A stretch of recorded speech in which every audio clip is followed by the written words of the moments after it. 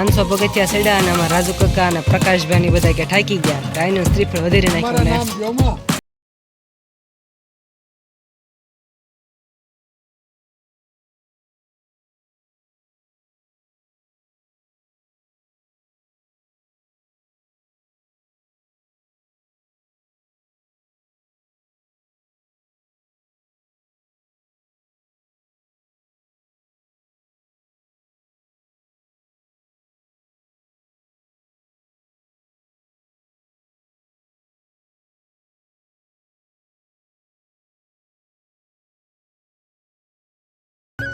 માતાજી જય દ્વારકાધીશ। આજે ફરીથી તમારા બધાનું સ્વાગત છે ઘણા દિવસો પછી, કારણ કે તમને બધાને ખબર જ છે કે અમે કેમ વ્લોગ નહોતા બનાવતા આવ્યા તે અમે ત્યારે આવી ગયા છીએ જુનાગઢ, કારણ કે મારા પપ્પાના ફૂલ પધરાવા અમે આવ્યા છીએ, બધા આવ્યા છીએ ફૂલ ફેમિલી સાથે આવ્યા છીએ। મારા હાથમાં ફૂલ છે અને દામોકુંડે અત્યારે અમે આવ્યા છીએ અને ફૂલ પધરાવાની કઈ રીતની વિધિ છે બધી જાણકારી આગળ મેળવશું, તો બધે કન્ટિન્યુ વ્લોગમાં બધે બની રહેશો અને પછી આગળ જોઈએ છીએ કે જો ટાઈમ રહેશે તો ગિરનારની બધું થોડીક પ્રદક્ષિણાની બધું કરીશું, ત્યાં ગિરનારની તળેટી પાસે જાયું તો કેવો માહોલ છે તમને બધાને બતાવીશ, જેમ બને એમ થોડાક ખુશીના માહોલ તરફ જઈશ એવો માહોલ કરીશ, કારણ કે તમને બધાને ખબર જ હશે કે મારો અવાજ કઈ રીતે ધીમો પડી ગયો છે, તો બધા કન્ટિન્યુ વ્લોગમાં બધે બન્યા રહેજો। નાનાથી ભાઈને એકાવ્યા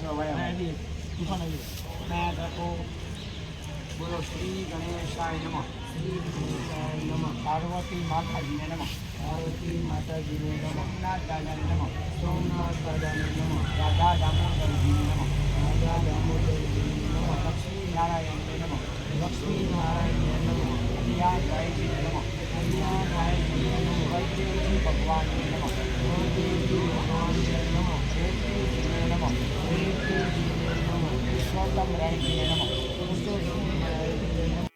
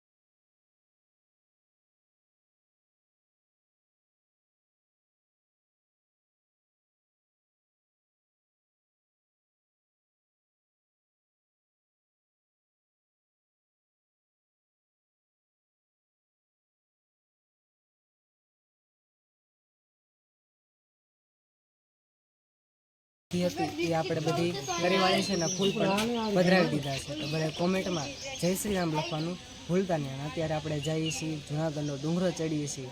અને જેટલો ચડાય જેટલા પગથિયા ચડાય એટલા ચડીશું. તો કન્ટિન્યુ વ્લોગમાં બધા બન્યા રહેજો.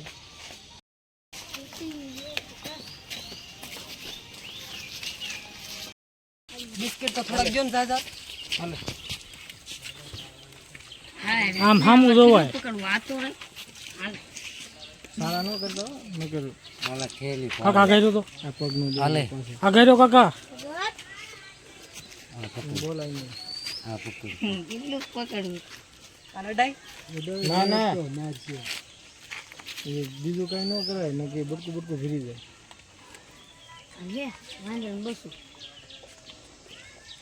આને વર પેલાનું લઈ લે થોડુંક કામ મસ્તીનો નજારો ઓલું બસ્સા વાળું ક્યાં ગયું ભાઈ? એ ગમી આજકી લે ફોન નો રાખતા સતીશ પકડી રાખજો ખટમ ફોન બોન હોત લઈ એને હું ફોન ન કરો હોય.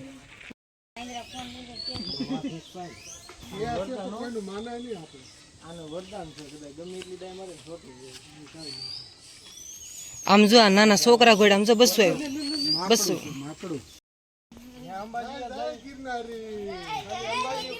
એમ નહીં એ કારે જય જય ગિરનારી. આપણે ડેડી વાળા જુનાગઢમાં આવ્યા હોય અને જુનાગઢનો ડુંગરો ચડતા હોય ત્યારે જાનભાઈ માની જય બોલાવી ત્યારે બોલો જાનભાઈ માની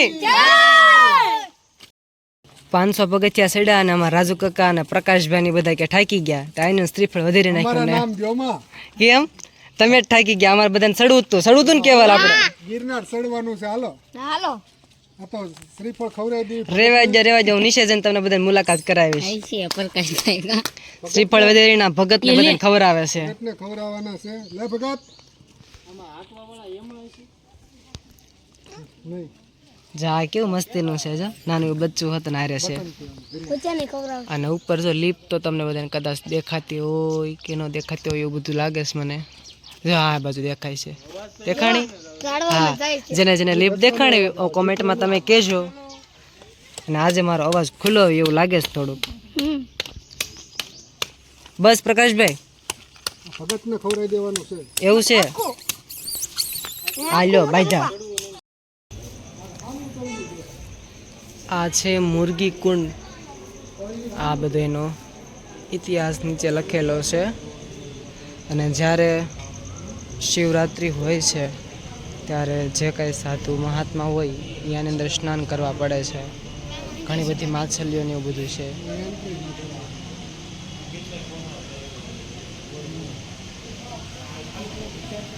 અને આ સાઈડ બધા જોવે છે. તુફાન ત્યારે ઊભા છે મુરગી કુંડ એમ બોલતો જા હું પ્રકાશભાઈ મુરગી કુંડના દર્શન કર્યા અત્યારે હા પછી મને આગળ આવડતું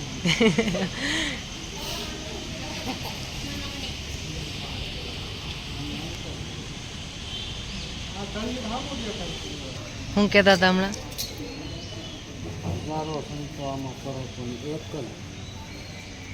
એક સંત નો નીકળે એક સંત નો નીકળે પોતે શિવ.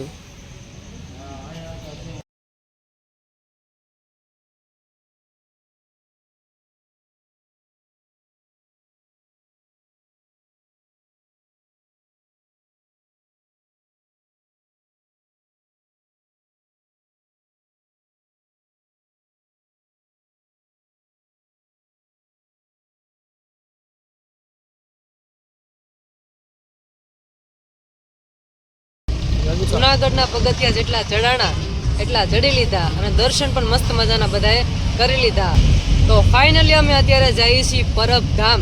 તો પરબધામનો નજારો કેવો છે અને પરબધામ શા માટે જઈએ છીએ એ તમને નેક્સ્ટ વ્લોગમાં કહીશ. તો આ સાથે આપણે આજનો વ્લોગ અહીંયા પૂરો કરીશું. કાલે ફરીથી મળશું નવા વ્લોગમાં. ત્યાં સુધી અમારી ચેનલને લાઈક કરો, શેર કરો, કોમેન્ટ કરો અને હા સબસ્ક્રાઈબ કરવાનું બિલકુલ ભૂલતા નહીં. એટલે જય માતાજી, જય દ્વારકાધીશ. તો બાય બાય.